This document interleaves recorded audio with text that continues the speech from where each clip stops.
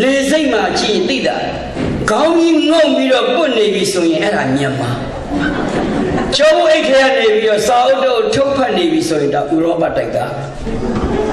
အဲ့ဒီကျောင်းအိတ်ကြီးနဲ့ပိုးလို့ပဲအိတ်နေပြီဆိုရင်အဲ့ဒါအမေရိကန်ပဲ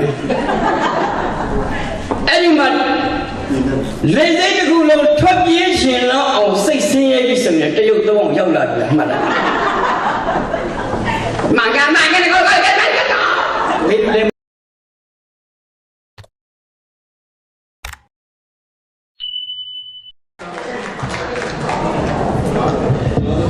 ပရိသတ်အဲ့ဒီလိုတောင်းဖြာနဲ့ယုံကြည်ယုံရှံအားပေးတဲ့အတွက်သူကကျေးဇူးတင်ပါတယ်ကျွန်တော်တို့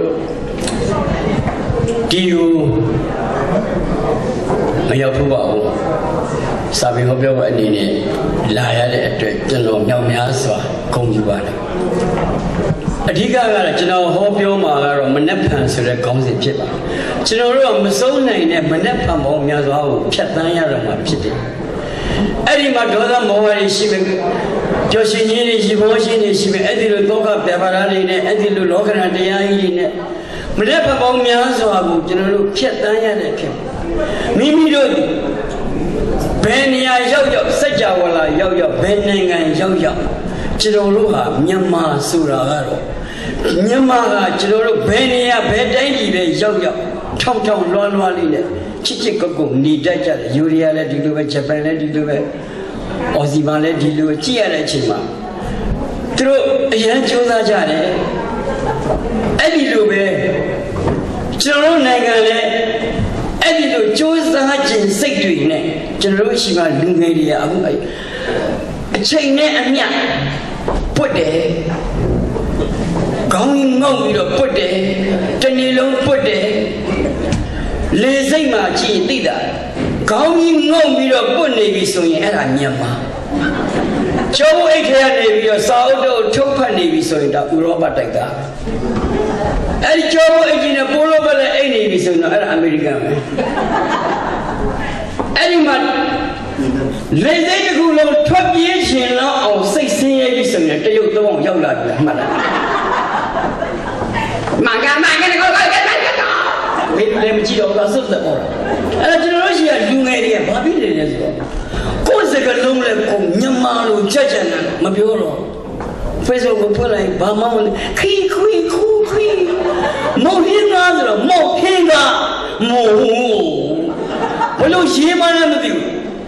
ကိုယ့်ရုပ်ကိုမိမမွေးတွေကကိုယ့်ရုပ်ဘာလဲဆိုတာသိပြီးသားဓာတ်ပြီးအထူးထွေပြောစရာလည်းမလိုအဲ့တော့နေ့စဉ်ဆွဲတဲ့ရှက်ပြရတာအချိန်ကြီးအဲ့ဒီမှာကျွန်တော်ရှိရလူငယ်တွေအဲ့ဒါကိုကျွန်တော်ရှိမှဖုံးကိုနောက်မှတိုက်ရအဲ့ဒီလိုအနာရှင်အဆက်သက်ကညစ်ပြီးအရေးတစ်စက်မှမကြံတော့မှလွတ်ချပေးလိုက်တော့ဖုံးကိုကျွန်တော်တို့လူမျိုးတွေမနေ့တည်းရမှာကန်ရတော့အဲ့ဒီမှာအသေးအတန်စင်ရိုင်းကတော်ရဲကိုတွန်းနေတဲ့စင်ရိုင်း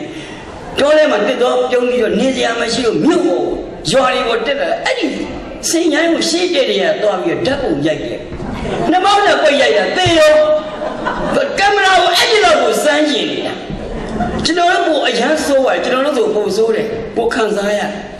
သူတို့ကမရိုက်ပြန်ရင်လည်းပဲများတယ်ဖြစ်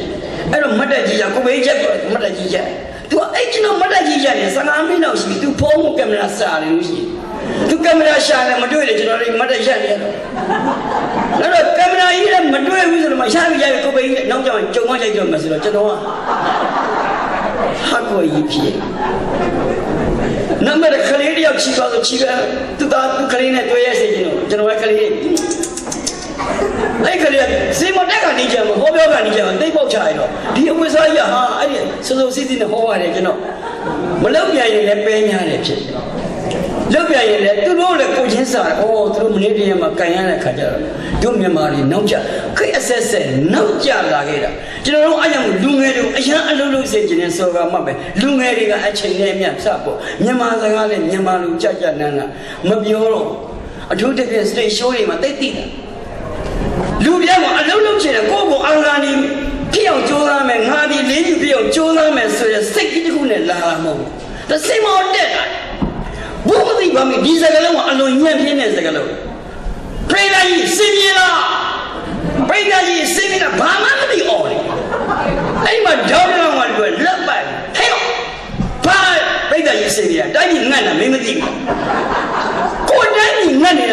သူဘယ်ကြုံရလားသူဒီတိုင်းဒီမှာနေကိုယ်တိုင်းမြန်မာနိုင်ငံအဲ့လိုအခြေအနေစိုးနေအောင် तू မသိပဲ तू ဘာလုပ်နေတာ तू အိမ်မကြနေတာမဟုတ်ဘူး तू မသိကြအောင်စောင်းနေတာအဲ့ဒီလိုအချောင်စိတ်တွေများလိုက်တိုင်းတို့တိတ်မလွယ်အဲ့တော့ကျွန်တော်တို့ကပညာတတ်တွေနဲ့ဟိုအိန္ဒိယမှာလည်းရှိတယ်အုံနောက်ယူစည်းမှုပြတ်တယ်တိုင်းပြည်မှာအုံနောက်ယူစည်းမှုဒီမရတဲ့လူအားကနည်းတဲ့ကအခြားတိုင်းပြည်မှာသွားပြီးအလုပ်ကြီးပြုစုအလုပ်ကြီးပြုစုတဲ့အခါမှာကျွန်တော်တို့အဲ့ဒီကိုယ်တိုင်းပြည်မှာလုပ်ရမယ်ဉာဏ်ရည်တွေပညာတွေအားလုံးပါဒီလားတိုင်းပြည်မှာသွားအလုပ်ကြီးပြုစုရတဲ့အခါတိုင်းပြည်အများကြီးတဲ့ဟိုကျွန်တော်တို့အော်စီမှာကျွန်တော်တွေ့တဲ့လူတွေအားလုံးပါခါလဲကိုတကယ်ကိုအော်စတြေးလျအစ်စ်တွေကြာမြပြောတာဆိုတာဟာလေသိန်းနဲ့တိတ်တဘောကြာတိတ်လက်ဒီဟာတွေဟာတိုင်းပြည်အပြီးကျွန်တော်ညံပြင်းသောအုပ်ချုပ်မှုစနစ်အောက်မှာပြန့်ကျဲသွားတယ်ဒါတွေကျွန်တော်တို့အထွေထွေပြောကြမှာ88ကစပြီးတော့ပြိုကွဲသွားတယ်ပြိုကွဲပြနိုင်ငံအနှံ့ပြန့်ကျဲသွားတယ်အဲ့ဒီအင်အားတွေတရက်တာစုမိတယ်ရှိတော့တိုင်းပြည်ကလည်းဖူလုံနေတဲ့ပညာရှင်တွေဥဆောင်တဲ့နောက်ဘူးတော့လိုက်ကြရင်လည်းကျွန်တော်တို့တိုင်းပြည်ဖူလုံမရှိတော့ကျွန်တော်တို့ဘယ်နိုင်ငံမှာကျွန်တော်နံပါတ်1ကျွန်တော်အများကြီးမပြောပါအရှိတော့အရှာလောက်ကိုကျွန်တော်တို့လက်တန်းနဲ့တောက်ချလို့ရနိုင်တော့တယ်ဟိုကျွန်တော်နိုင်ငံဘာဖြစ်နေလဲဆိုတော့ကျွန်တော်ဖတ်ပြီးဥပ္ပဟောစီဖြစ်ဥပ္ပဟောဆိုတာရှင်နံကြောင့်ဥပ္ပဟောဒုတိယကမ္ဘာစိတ်မှာအယမ်းချမ်းသာဒုတိယကမ္ဘာစိတ်မှာအယမ်းချမ်းသာတဲ့ခါကျဥပ္ပဟောမှာတာလီတယောက်ရှိမောင်မြတ်ဆွေမောင်မြတ်ဆွေရဲ့တာလီတယောက်မောင်မြတ်ဆွေလေးကိုသူကရှင်ပြုတ်ကျင်တဲ့အခါကျတော့သူများတွေလို့မြင်းနဲ့မပြူသူကဒုတိယကမ္ဘာစိတ်ပြီးတဲ့ကမှာသူမြို့မှာအယမ်းချမ်းသာဘာလို့လှုပ်လိုက်မှမသိချမ်းသာချမ်းသာတော့မောင်မြတ်ဆွေလေးကိုရှင်ပြုတ်နေတဲ့ခါသူများတွေမြင်းနဲ့မပြူစင်နဲ့ပြုတ်မှာစင်နဲ့ပြုတ်မှာဆိုအဲ့မှာစင်မားတဲ့အချိန်ကအဲ့မှာပတ်စံအလုံးရှိမှရတယ်အဲ့တော့စင်ရောက်မှာမိသမောခေမိသမောရစကောင်းဂျင်းနရောက်စကောင်းစင်လာတာဘီလူအခါနာကုန်လေးနဲ့ပင်ကလလေးစင်နေတဲ့ကလေးပလစင်ဆိုတာရတနာကိုအစာကျိုးရင်ကုသိုလ်ရတယ်ဆိုတဲ့မြန်မာလူရဲ့စိတ်ကြီးကတခါတည်းကားလုံးညွန့်နဲ့ပြေးလာပြီးအဲ့ဒီစင်ကိုကြံနေကြပြောသည်တွေလှိမ့်ကြည့်စင်ကအစာစင်လာကတော့ခေါင်းလေးခါနောက်ကြတော့မခါတော့စင်ကမ္ဘာလည်းညှို့နေတဲ့ပိဿကလည်းမန်တို့ကြီးကိုင်ပြီးတော့ကြံနေကြိုင်ထားရစင်ကစဉ်းစားငါတဲ့အောက်ချီမှာတော့အဲ့တလောက်စားနေရင်အပေါ်ရောက်ရင်ငါတီးတဲ့ပူစားရမယ်ရှိလူကြီးပြောတာကသိမှန်တယ်စင်ကြံတယ်ဆိုတာအဲ့ဒါစင်မျက်လုံးကိုကြည့်စင်ကြံအပေါ်ရောက်ရင်ပူစားရမယ်ထင်းတဲ့အတိုင်းပဲစားရတယ်အပေါ်မှာအပေါ်မှာလည်းလိုက်ပိတ်ကျွေးစင်တယ်တော့သိမထွက်လို့စင်တိတ်တော့မထွက်တော့အပေါ်ရောက်လေပူစားရတယ်စင်ရမောလူရည်လည်းတစ်ခါလဲ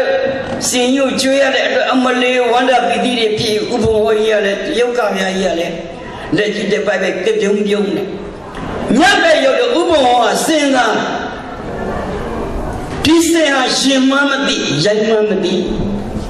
မတော်လို့များဒီစင်ဟာရှင်ပြုရင်နတ်ပြရမယ်နတ်ပြတဲ့အချိန်ကြမှာဒီစင်ဟာစိတ်ရိုင်းဝင်ပြီးတော့သူ့သားလေးကိုနှမောင်းနဲ့ပတ်ပြီးခြေထောက်နဲ့တက်နေတယ်ငါသားလေးသိမယ်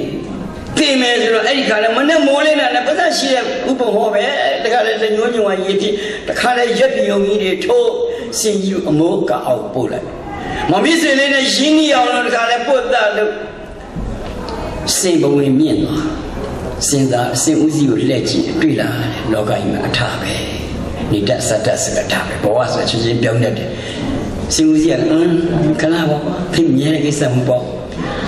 အဲ့ဒါနဲ့ပြောပြီးရှင်ပြုတဲ့နေစိတ်လည်းပြိတ္တပဲအော်တောင်းနေစိတ်တာ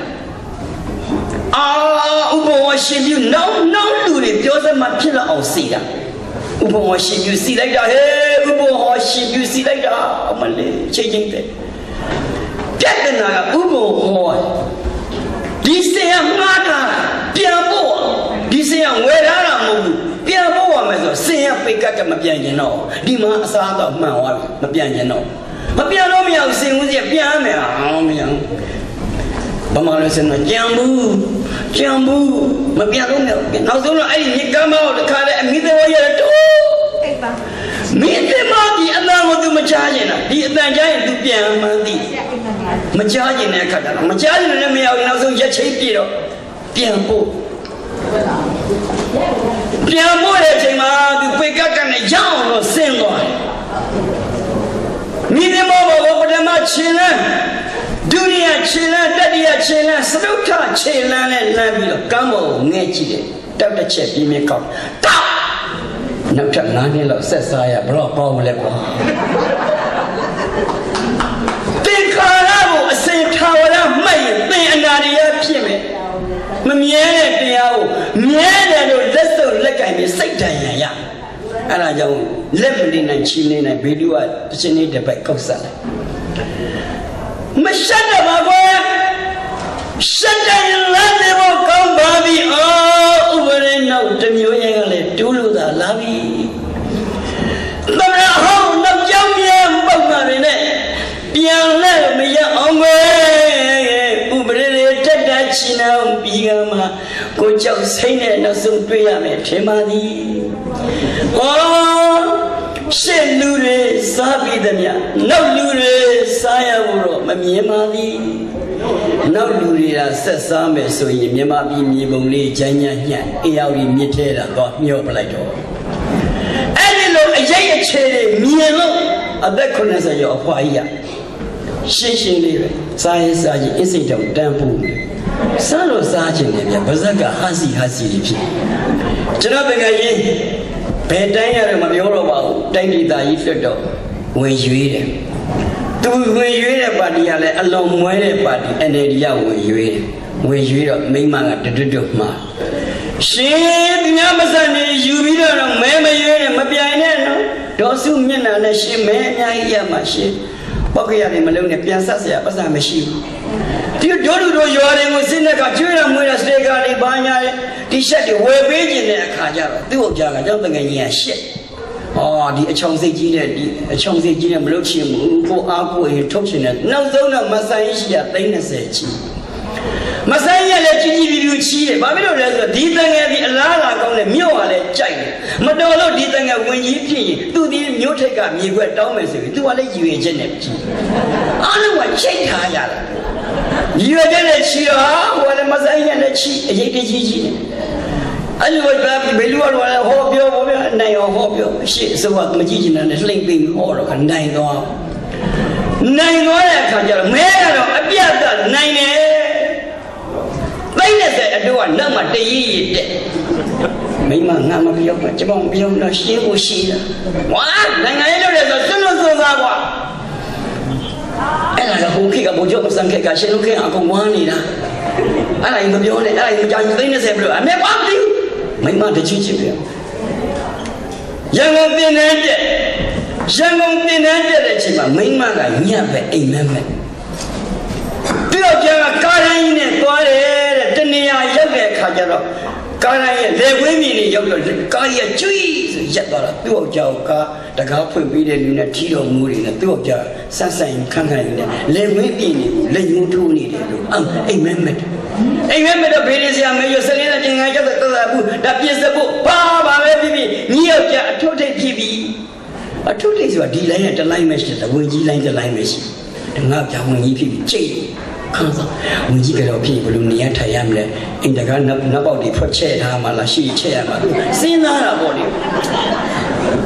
စဉ်းစားရင်ပီတိတွေဖြစ်မဆိုင်ရလေအတူမိမရလက်လေညောက်ပြချင်းရန်ပြန်တက်နေတယ်တော်တည်းငါလာအတူကိစ္စမဟုတ်ဘူးနောက်လာပေါင်းပြီးလည်းရတယ်ငါလာလမ်းကြုံကိုဝင်လာတာပါယုံပါလေတော်လေးရဲ့အဲ့ဒါနဲ့သူ့အောင်ကြားကပြန်လာတဲ့အခါကျတော့လွယ်ကလေးပြစ်ချရေတစ်ခွက်တောင်းတော့မိမရေကြီးတစ်ခွက်တော့ကောက်ကွက်နဲ့တောက်ချပြီးတဲ့ပြီးတော့အခုချေရစားပြီးတော့တဲ့တို့ခေါင်းကောင်ကမှန်လိုက်ပြီးတဲ့အမိုက်စကောက်ဘာရှင်းအောင်ပါရှင်းပါဆိုင်လို့ဟာရုပ်ကဝယ်ပြီးတဲ့လူလူကသွေးနေသွေးပူအောင်အမိုက်ကလူလူနဲ့ပေါင်းစည်းပြီးတော့အမိုက်ကောက်သူ့မိမအိမ်မက်ကဘာမှမသိဘူးလက်ဆက်မှတ်ထားတာသူ့ကြောင့်ဝင်ကြီးလိုက်မယ်ဘယ်နဲ့ကွာကားလိုက်နဲ့သွားထားတာဒီအိမ်မက်မှားမြနေသလားဘေးရစရာမှားလားပေါ့ကောက်ဒုတိယတစ်ခေါက်ပြန်လာဒီလိုရံမတင်တဲ့သူတို့ကဝင်ကြီးတကပြီးတော့သူကကိုယ်စရပြည့်ရတာသိမလို့တင်နှန်းအထက်တဲ့စာမုံကအထက်စစ်ပြီးတော့မှစကားစစ် ရှေ့ကတော့ဥညံမမရတော့အဲ့စစ်ဆက်ပြီးတခါဒုတိယတစ်ခေါက်ပြန်လာတဲ့ခါကျတော့လွယ်ကလေးထုံးစံတိုင်းမှာလွယ်ကလေးပြချရေတစ်ခွက်တောင်းတော့မိမရဲ့အခုချိန်ကစပြီးတော့ဒီမောအခုချိန်ကစပြီးမပြောနဲ့ရှေ့မပြောနဲ့ရှေ့ဂျိုင်းရဘာကြီးတော့စအောင်2008ဖွဲ့စည်းမှုဘာလို့အလွတ်ကျရဘာရှေ့ကဒီအရွယ်ရောက်မှစပြန်ကြက်နေအောင်မှာဘယ်ချိန်လောက်စားမှာဩဒါ2008ဖွဲ့စည်းမှုအရင်တော့လွတ်တော့မှငိုက်နေလို့မရဘူးဒါ2008ဖွဲ့စည်းပုံကြီးကိုအလွတ်ကျတယ်မှအပြန်လာမဲကုန်ဒီတရားဥပဒေပေါင်းလေးကမေးရမှာဒီဘက်ကစာအုပ်ပါဒီဘက်ကစာအုပ်ကတက်ရှင်နေရဘာလို့အင်္ဂလိပ်စာပြန်ပြောရတို့ခေါင်းဆောင်အင်္ဂလိပ်စာမတိုင်မကြိုက်ဘာလို့ဒီအကုန်ဖတ်မလားဟုတ်တယ်ပြန်ပြောရမှာအရင်တော့လို့တကယ်နိုင်ငံနဲ့ဆက်တယ်မှာခေါင်းလေးကုပ်ပြီးအန်တဲ့မျိုးလုံးလေးပက်ကလအန်တဲ့မြန်မာအဲ့လိုပြောလို့မရဘလောအင်္ဂလိပ်စာအဲ့လိုပြတယ်မမေပူတင်နဲ့တွေ့တယ်ရုရှားသမ္မတနဲ့တွေ့တော့တို့ခေါင်းဆောင်အရက်မောင်းကောင်းနဲ့မအင်္ဂလိပ်စာပြောဟောရုရှားစကားပြောတယ်ဒီနိုင်ငံနဲ့ language ချဖလူအဲ့မှာဂျာမန်စကားပြမရှိတော့တက်တာလေစကားပြရှိရဲ့စကားပြပတ်စံပေးရအလကားရောက်အဲ့စကားပြဟိုအဲ့ပြည်သူ့ဗဏ္ဍာလည်းရောက်အဲ့လိုကျက်တည်းရှိမင်္ဂလာရှိအရာမောင်းကောင်းပုတ်တဲ့တွေမှုတ်ဝင်တယ်အရာမောင်းကောင်းလူတွေသွားတော့ခါကျဘာမဲ့ပြနိုင်ငံသိခါဂုံရှိတယ်မိမအင်္ဂလိပ်စာလို့ချစ်ရှင်တို့ခေါင်းဆောင်ကဘာမှမသိစတာတွေ့တယ်ကအမိုက်ကောက်ခိုင်းစာချက်ခိုင်းနေဒီများခေါင်းဆောင်တွေများစတော့ပြန်သွားကြတယ်ပုတ်ပခါစင်ကပန်းနဲ့ဘီလီယံနဲ့ချစ်ချမ်းတာရှင်တို့ခေါင်းဆောင်ကစတာတွေ့တယ်အမိုက်ကောက်ကသိမကြိုက်ပါဘူးရှင်မစဲရလည်းဝေးလာဟဲ့ငါဝေးလာအတော့ကိစ္စမဟုတ်ဘူးနော်လမ်းကြုံလို့ဝေးလာရုံမှလည်းဒေါ်လေးရဲ့ယောက်ျားချင်းကြီးဘယ်လိုရှိလဲအချင်းကြီးကတော့တက်လာလည်းမတက်လာလည်းမသိအမိုက်တော့ကောက်ပြီးတော့စာရီဆက်ချစ်နေဒေါ်လေးတက်ရတဲ့ခေါက်ပြန်လာတဲ့ခါကျတော့မိမရဲ့အဝတ်စားတွေထိုးယောက်ျားပြေတော့လွတ်တော်လည်းသွားအခုချိန်ရစားပြီးဒုခေါင်းဆောင်ကမှားလိုက်ပြီ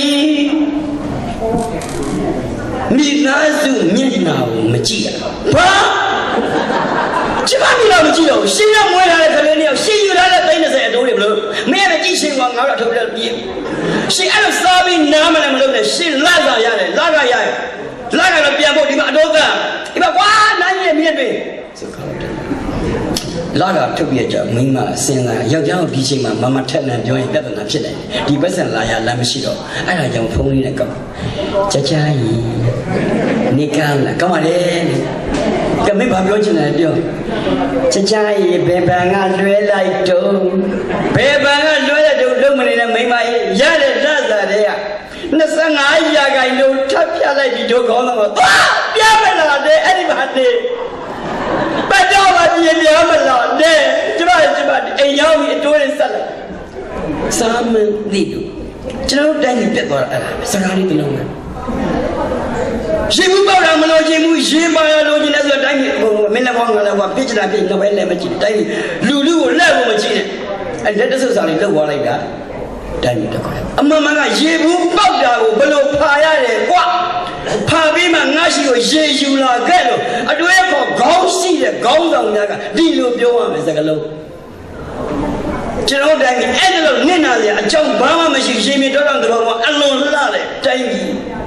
မလို့ဆရာတိုင်းကြီးအကုန်ချွတ်ချွတ်ကြသွားတာပဲအဲ့ဒါဥဆောင်မှုဉာဏ်ဖြင်းကျွန်တော်တို့လည်းအဲ့ဒီလိုကိုစစ်ကြိုခက်ကအလွန်စုပ်ပြတ်နေတော့စငယ်ဘူးဒီအလွန်စုပ်ပြတ်နေတော့ယိုရီယာ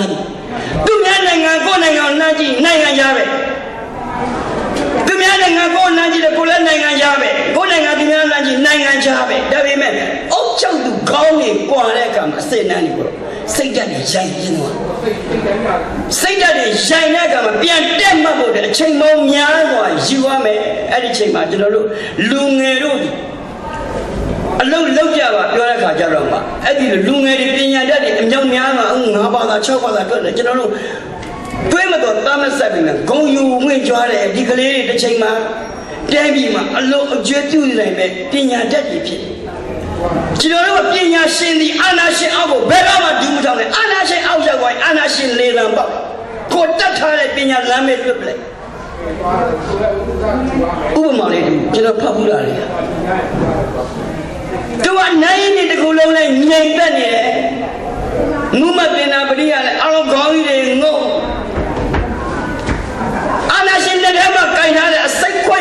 ငွေတစ်ထောင်ထောင်နဲ့ဒီစိတ်ပေါ်နေတာမူးမတင်လာပြီးတော့ခေါင်းကြီးငုံစင်းဒီစိတ်ပေါ်နေတာငါတော့ရအသေးဦးတွေပြတ်တတ်ထွက်ပြီးအောင်မလေးတရား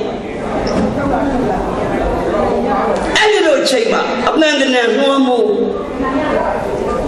တည့်ရဲ့ထင်မြင်ယူဆချက်တွေမှားပါတယ်လို့လူပုံအထဲမှာဝန်ခံလိုက်စမ်းပါဆိုခရတီအတည်းဒီဝန်ခံလိုက်ရင်ဒီအစိတ်ခွက်တခြားတဲ့နေရာလွတ်ပြလိုက်အကယ်ဝန်မခံဘူးဆိုရင်တော့အောင်ဆိုခရတီကကြီးငြိမ်တော့စကလုံးပြန်ပြောအပင်မင်းကြီးကတစ်ချိန်မှာမားပါတယ်လို့ဝန်ခံရလိမ့်မယ်သူမမားဘူးသူ့ရဲ့အတွေးကိုအယူဆတော့ရင်မှန်ကန်တယ်ဆိုတဲ့ကြောင့်အစိတ်ခွက်ယူလက်လန်းယူပြီးတကြိုက်ကြိုက်နဲ့တောက်ချရေတောက်တယ်လို့တောက်နောက်ဆုံးတစ်စက်မှာဘုံဆိုပြစ်တယ်သူပညာရှင်ဒီအာနာရှင်အောက်ကိုဒူးမထောက်လိုက်အသက်နဲ့ရေးပြီးတော့မှန်ကန်ကြောင်းတက်တည်ပြောဒီလိုတန်လကားတွေရှိကျွန်တော်တို့ရှိမှာကအဲ့ဒီပညာတတ်တွေအဲ့ဒေါက်တာဆိုတာလေပတ်စံနဲ့ဝယ်တဲ့ဒေါက်တာတွေအမှန်ကန်ဒေါက်တာဒါတော့ကျွန်တော်ဒီကဩစီရကိုမြင်နေတော့အမှန်ကန်ပါကျော်အဲ့လိုအဲ့လူတွေကအဲ့ဒီအာနာရှင်အောက်ပေါင်းပြီးတော့လဲလေလိမ့်သိတိုင်းနိုင်အဲ့ဒီဒေါက်တာဘသူတို့အဲ့ဒီလိုဒီဒေါက်တာဆိုလေဘွဲတစ်ဘွဲနဲ့လူတို့ရဲ့မျက်လဲသမားမျက်ရည်နဲ့တထေးဘွဲတွေခံနေတဲ့တိုင်းပြည်အဲ့ဒီလူတွေစားနေတဲ့ထမင်းတွေမရှက်မကြောက်စားနိုင်တယ်မျက်နှာပြောင်တိုက်စားနိုင်တယ်ဘေးကစစ်တက်အန်တအော်နေအဲ့ဒါပဲအဲ့ပညာရှင်ဒီအာနာရှင်အောက်ကိုဘလို့မှဒူးတော့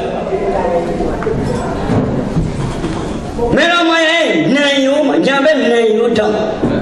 စင်ပြတော်လည်းပါဂိမ်းမတယ်အိမ်မက်တော်မက်တယ်အဲ့ဒီအိမ်မက်တော်မက်တဲ့ကမှာအဲ့တော့သုသောနာမင်းကြီးကိုရှောက်တဲ့နေမှာအဲ့ဒီမှာပုံစံ၅ပါးကိုစင့်ခေါ်မဟာနာဝိပ္ပအတ္တိပါရိယကိုနေညာခေါ်တဲ့ချိန်အဲ့ဒီအဓိပ္ပာယ်ကိုရှင်းစမ်းဆိုတော့သိတဲ့ဒီဟာကသူတို့ဗေဒီပညာအတ္တပညာတွေနဲ့မြင်တဲ့အခါတွက်ချက်ကြည့်တဲ့အခါမှာဒါဘုရားရှင်ဖြစ်တယ်လို့သိနေတယ်တို့တော့ဘုရင်ရဲ့စီးပွားလက်လာပါနေမျောကိုပြီးတော့နတ်စည်းစိမ်ကပေးနေမဲ့လက်ဆောင်ပန်းနာတွေကိုမျောကိုပြီးတော့မဟာနဝိပ္ပအတ္တိဗတ္တိယဆိုတဲ့ပုံနာလေးပါကလက်ညှိုးနှစ်ချောင်းကောက်ထောက်ဘာလဲလက်ညှိုးနှစ်ချောင်းအဓိပ္ပာယ်ဖွင့်စမ်းဆိုဘုရားရှင်တော်၎င်းစကြဝဠာမင်းတော်၎င်းဆိုတိကျတိပတဲ့အဖြစ်ကိုမပေးနိုင်သူဘာလို့လဲဆိုတိပတဲ့အဖြစ်ပေးနိုင်ရင်မြန်ဖြစ်သွားပါဒီလက်လာပါဒီတခုမှရမှာမဟုတ်တော့အဲ့တော့နှစ်ခွသောမင်းကုန်းကိုပြန်ဖြည့်အဲ့မှာတပားတော့မကြိုက်သေးဘူးအမမတော်တော်မင်းကြီးသူကလည်းစကြဝဠာမင်းရဒါပဲသိရင်လားဒီဘာကြလိုက်မသိချင်သူအရမ်းမျောမှန်းနဲ့နောက်ဆုံးပန်းလိုက်ဒီစကြဝဠာမင်းပြအဲ့ဒီမှာတပားတော့ကိုနေညာပုံနာတပားတော့ကိုနေညာလက်ညှိုးတစ်ချောင်းမထဘာများပြောသုသောနာမင်းကြီးစကြဝဠာပြည့်ရမယ်လို့ပြောမလို့ဘူးလားဆိုပြီးတော့အလက်ညှိုးလေးနှမ်းမိတဲ့ခင်မှာဘုရားစင်စစ်ဤကံဖြစ်ရအောင်မကြောက်ရငါစိတ်မစိုးခင်နိုင်ပြန်ထွက်သွားနေနေတာဒီဘောကိုနေညာဒီအာနာရှင်အောက်ကိုဒူးမထောက်ဟို၄ပါးဒီဒူးထောက်လိုက်အာနာရှင်လေးနဲ့အတိုင်းအာနာရှင်အကြိုက်လိုက်တယ်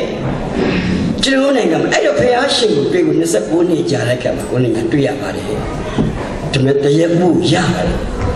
ကိုနေညာဒီဘတော်မှာအာနာရှင်အောက်ကိုဒူးမထောက်သောပုဂ္ဂိုလ်အနေနဲ့ကျွန်တော်တို့အဲ့လိုမှတ်သားပါကျန်တဲ့ပုံနာ၄ပါးဒီပညာရှင်ဒီအာနာရှင်အောက်ကိုဒူးထောက်သွားကြပါတယ်ကျွန်တော်တို့နိုင်ငံမှာလည်းအများကြီးရှိတယ်အဲ့ဒီလိုအများကြီးရှိလို့ကျွန်တော်တို့ညှော်မှန်းတဲ့ပန်းတိုင်က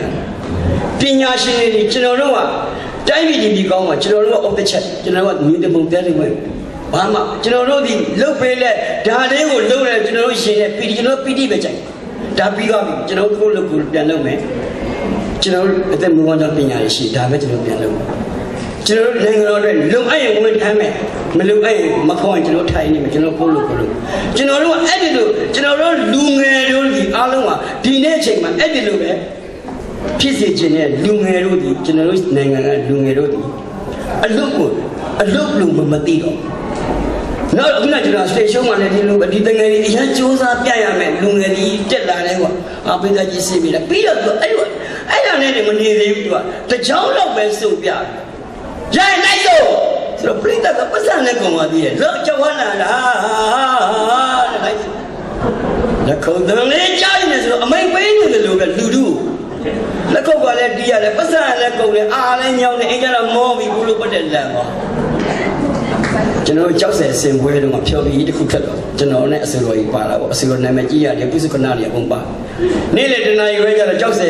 မြို့မှာအမရနာမည်ကြီးရဲ့စံကြံရှိရနေ့လေတနာရီပဲထမင်းစားကြပိုက်စားတယ်စားတဲ့ကမှာကျွန်တော်တွေကပါလာတဲ့အစတော်တယောက်ကဘူးမသိပါဘာအောင်မှမသိအဲ့ဒီသဘောလို့ရကျွန်တော်နောက်မကဘူးထွက်တဲ့ကိုပြေးနေတာထမင်းစလုံးကြီးဦးလေးကျမချက်လေဟိုလေးအဲ့လိုပြောလေပြေးလေ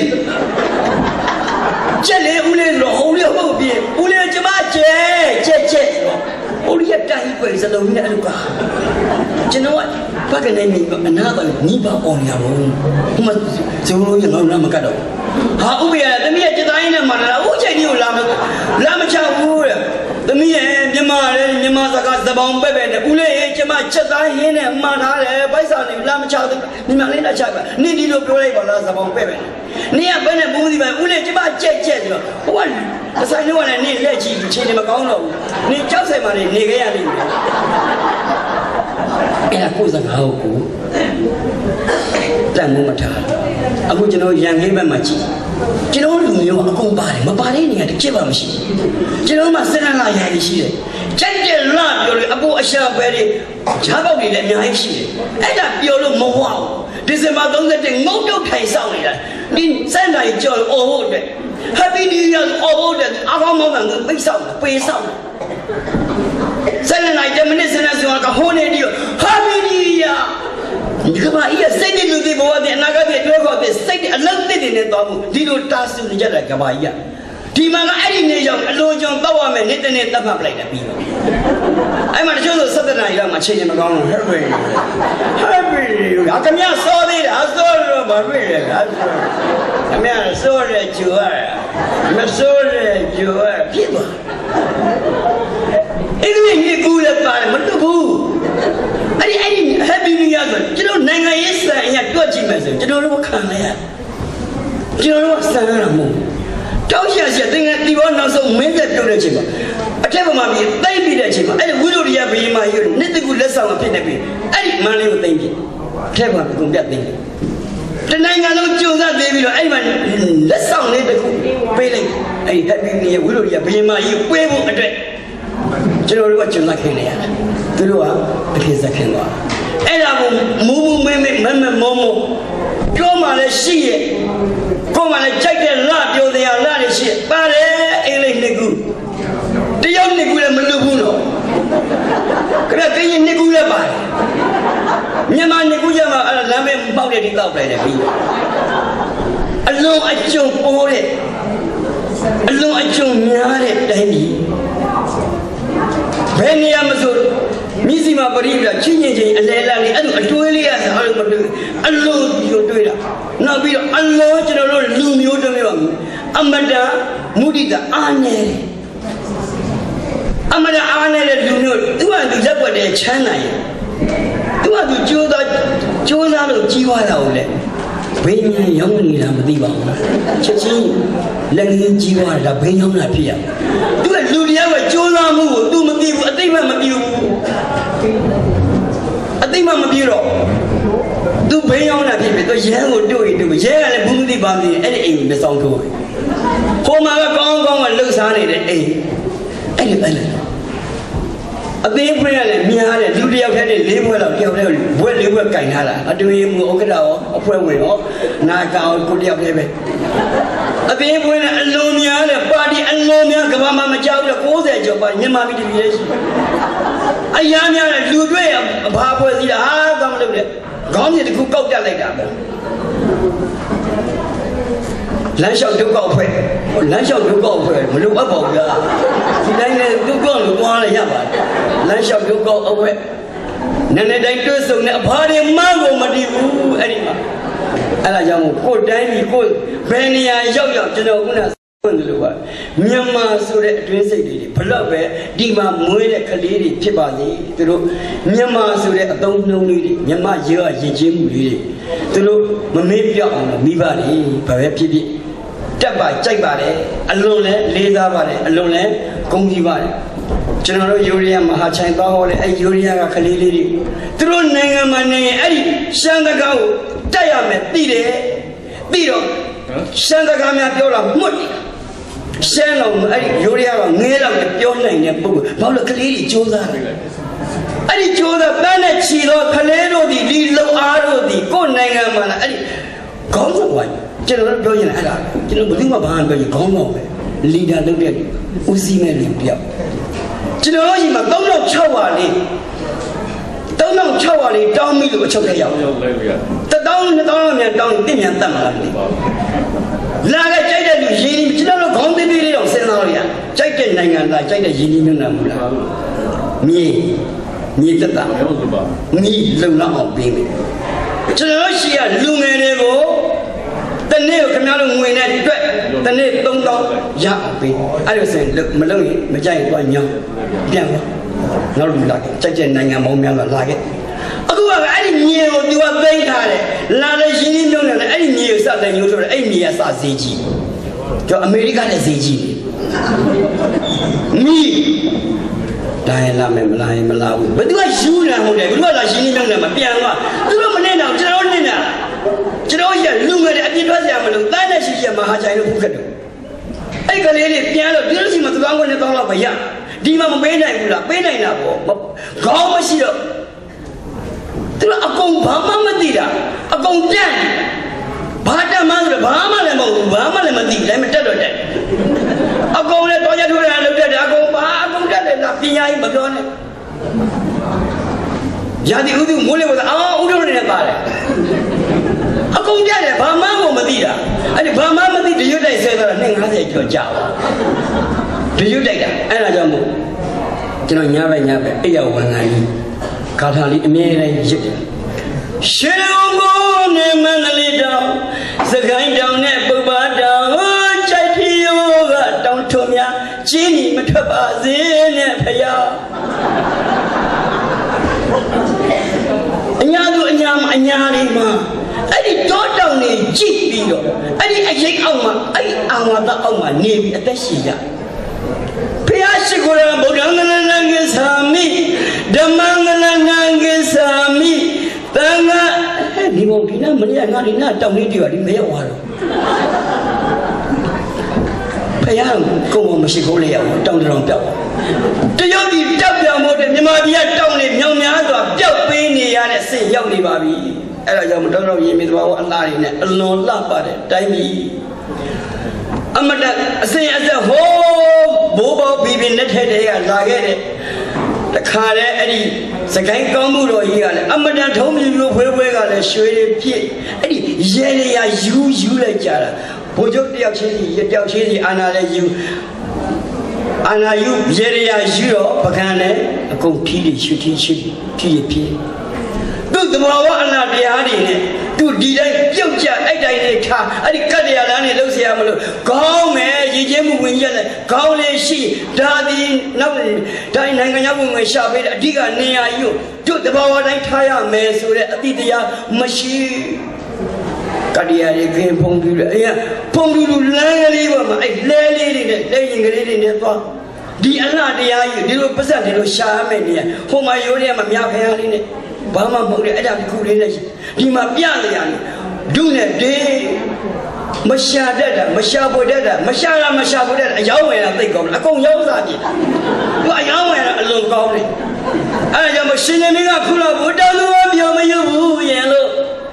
မို့တိန်တော်ရင်မှာစူးစင်ရဲ့ချိန်နေတယ်လေပေါင်းတော့ကောက်ဆိုင်တေးလေးတွေအောင်မှတိုင်းပြည်ကျွယ်ဝချမ်းသာနိုင်ရင်ဘာပဲဖြစ်ဖြစ်အဲ့ဒီတောင်ညာလုတ်တဲ့တောင်သူမကလေးတောင်မှကြပြအလင်းကဆက်ဆူနိုင်တဲ့ကာလကျွန်တော်တို့အဲ့လိုရှိခဲ့ပြီစပင်းရှင်ကြီးကိုယ်နောင်ကိုင်းပန်းနောင်ကိုင်းအလွန်ရှားပြီးအခုအညာမထမ်းမင်းလက်မကြည့်တော့တက်ရမှာဆိုလို့ အဲ့ဒီသပင်ပြုတ်နေတဲ့လေယာဉ်မြေလေးတွေအသိခံရပြီးတော့သပင်ရှည်ကဈေးကောင်းတော့ဖြတ်ရောက်နောက်ဆုံးငတ်တော့မလေးရှားယူရီးယားပြည်အလုပ်လုပ်အဲ့ဒီခွန်အားဆုံးရှုံမှုတွေလုံအားဆုံးရှုံမှုတွေတို့နဲ့ဒီဖြစ်ခဲ့ပါပြီအဲ့တော့ဒီမိုင်းဆရာရောက်လာဒီမိုင်းဆရာရောက်လာမယ်လားဆရာစောက်လေးနဲ့သိလေးရကျွန်တော်ကဆရာ၄ယောက်ဆိုတော့ပြောင်းအချိန်လေးတွေညှိပြီးတော့ကျွန်တော်ရန်ကုန်ဗမာပြည်မှာလည်းဒီလိုပါပဲညှိရတယ်တယောက်ခဲနဲ့နှိပ်ပြီးတော့ပြောတော့ကြရင်လေကျန်တဲ့လူတွေကနောက်ဆုံးမှဟောရမယ်ဆရာတွေကကျွန်တော်တို့တိုင်ပင်နေရှိရဒါကတော့ကိုယ်အရင်နဲ့ကိုယ်စားလို့ဖြစ်သွားတယ်ဒါကိုမိသားစုပုံစံမျိုးရှိအဲ့ဒါကြောင့်မို့ကျွန်တော်တို့တိုင်းပြည်မှာကမ္ဘာမှာကြိုက်တဲ့ခေါင်းဆောင်ဩစတြေးလျခေါင်းဆောင်နဲ့ကြိုက်တဲ့သမ္မတကိုမေးတရားမရှိတရားတကယ်မရှိတယ်ကြိုက်တဲ့ခေါင်းဆောင်ကိုပြင်သစ်မှာလည်းဒီလိုပဲသူတို့ IS ရသူတို့လူမျိုးကိုဘုံပေါက်ခွဲတယ်130လောက်သေးတယ်အောင်မလေးဝမ်းနဲ့လို့မဆုံးချစ်ချစ်ကွယ်ကဘာကြီးကိုချိန်ကြနေတာဝမ်းနဲ့ချစ်ကွယ်ချင်းတခါချီလီမှာလည်းဒီလိုပဲကြောင်မျိုးလေးပိတ်ပြီးအရာမရရအောင်သူတို့လူပြောင်းသိတာမူတာမရရအောင်ဆိုမရတဲ့အစုပ်မှာတက်လို့တယ်အာသမရလည်းငွေချစ်ဝမ်းနဲ့ချစ်ကွယ်ရောက်သူလူမျိုးတွေသူတိုင်းပြည်လူမျိုးသိဆုံးသွားတဲ့ကြောင့်ဝမ်းနဲ့ချစ်ကွယ်ချစ်တောင်ကိုရီးယားလည်းကြောက်တင်းမောနစ်တယ်အာကျောင်းသားတွေပါသွားတယ်ကျောင်းသားတွေပါသွားတာကိုအောင်မလေးတာအနာကအရင်ပုတ်ဆောင်ရင်ဝင်ကြီးကကျွန်တော်မားတယ်ကျွန်တော်ကတာဝန်ရှိတယ်လူကြီးလူကောင်းဆန်ဆက်ထွက်သွားတယ်နှုတ်ထွက်သမရမရအောင်ပါလေသူတိုင်းကျောင်းသားတွေတေတော့ဝမ်းနဲ့ကြောင်းချေရလိုက်ကျွန်တော်ရှိမှနာဂေတသိန်းနဲ့3ကောင်းကျော်တေပါတယ်တစ်ချက်တော့ဝမ်းနဲ့ကြောင်းမပြောသွားဖားကံက200ရောက်သေးတယ်နေ့စဉ်သေးနေတယ်တစ်ချက်လေးဝမ်းနဲ့ကြောင်းဘာကြောင့်ဝမ်းနဲ့ကြောင်းမပြောတာလဲလို့လေ့လာကြည့်တော့သူတို့ကျွန်တော်ခေါင်းဆောင်တွေကတရားပေါက်သွားအကုန်တရားပေါက်ငိုချင်းရည်ကြီးတော့တော်တော်ချင်းဘာမှမရှိတော့ငြိမ်ပဂရီတင်ငြိမ်သွားပြီကမ္ဘာခေါင်းဆောင်တွေတရားမှမတင်ငြိမ်တရားမရှိဘူးတင်ငြိမ်ပြီးဒါဖြစ်ပြက်မှာပဲလူပေါ်နေတဲ့လူတော့ငါးသာပြစ်ကျွေးလိုက်တယ်ငါးတွေစအယုတ်အောက်ချပြီးရောပေါ့အမကုသတော့ပြေးလိုက်တယ်ပြောရင်မကောင်းဘူးကိုပေါင်ကူလာတော့ပြစ်တယ်အဲ့ဒါဒီမှာကျွန်တော်ခေါင်းဆောင်တွေတင်းငိမ့်တာတော့အမှန်ပဲမရှိအဲ့ဒါကြောင့်ဆရာရပြီဆရာရဆွဲလိုက်မယ်လာတန်းအားတရမှာပေါ့အပေါ်မှာဆရာလာလိုက်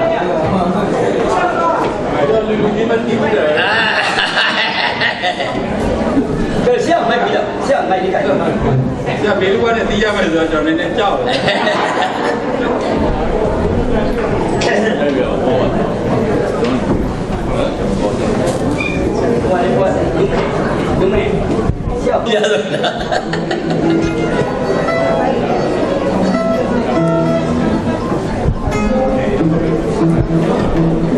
ပရိသတ်ကြီးအစီအပြေလာကျွန်တော်မမေးပါဘူးလား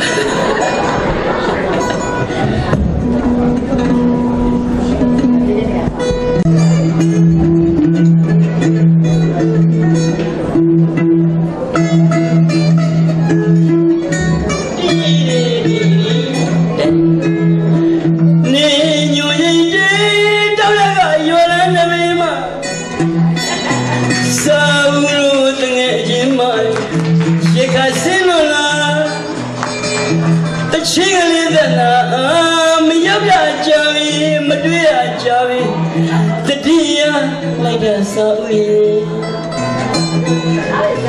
တကယ်ချင်းနဲ့စုံတော်ညီပြေလို့ဆိုကြတာပြောရင်ရှောင်းကကိုကိုပင်နေမှာချစ်တကယ်ချင်းမဆာကူရင်နင်းလို့လို့ညော်နေမှာရှောင်းရောက်တယ်မှာ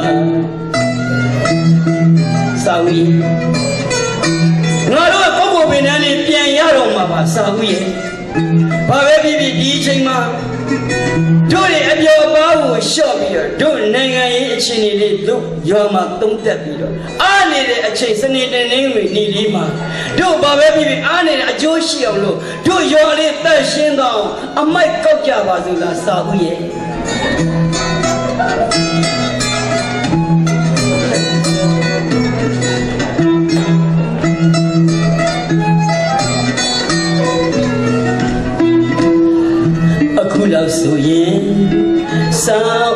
ပြူကြီးပြလို့သွေးသမွေးလာကြီးလန့်ရုံမဲ့ရှာမစုကုန်းအောင်ကိုင်းပေါ်အရာရာတိုင်းမှာနေမပိုင်မပြီးဘွားမရှိဘူးရဲ့လို့ငါလည်းနေတည်းချာနေငွေတွေ့ချင်လိုက်တာငါမြို့ပြောင်းတော့နေမှာဘူးပဲရှောဦးကကိုဘင်းနေမှာချစ်တဲ့ငယ်ချင်းမစားဘူးရဲ့နေလို့လူမျိုးနေမှာစားဦးရဲ့ငါအရောက်ပြန်ခဲ့မှာစာဝီငါတို့လက်ထဲကိုထားရခဲ့တာကဂျုံဂျုံကြနေတဲ့39ဘိုက်ဘူးကြီးကိုထားရခဲ့တာစာဝီအဲ့ဒီဂျုံဂျုံကြနေတဲ့39ဘိုက်ဘူးကြီးကိုတို့ဘိန်းနေရစအင်ဂျင်မစုံဘော်ဒီရစပြင်ရမယ်ရှာစီရိုးတယ်လည်းအရှိနဲ့တော့မကောင်းတော့ဘူးစာဦးရေအဲ့ဒါတွေပြုပြီးပြီးမှစိတ်တွေလူတွေဘဝတွေအနာဂတ်တွေအတွဲခေါ်တွေခေါင်းဆောင်တစ်တွေနဲ့အသက်ရှိကိုလမ်းဖို့အတွက်နေတို့ရဲ့ငါတို့ရဲ့လက်တွေအဲ့ဒါလိုလို့တဲ့စာဦးရေအဲ့ဒီလက်တွေချိတ်ထားမှအနာဂတ်တို့နိုင်ငံလှမှာတို့မျိုးဆက်တွေလှမယ်မိခင်တို့နှမ်းမှာသားသမီးတွေနှမ်းမယ်စာဦးရေတို့လက်တွေချိတ်ထွဲကြပါစေပြောရင်ကျွန်တော်ဟောပြောမှုစီစဉ် ADB စိတ်ပါ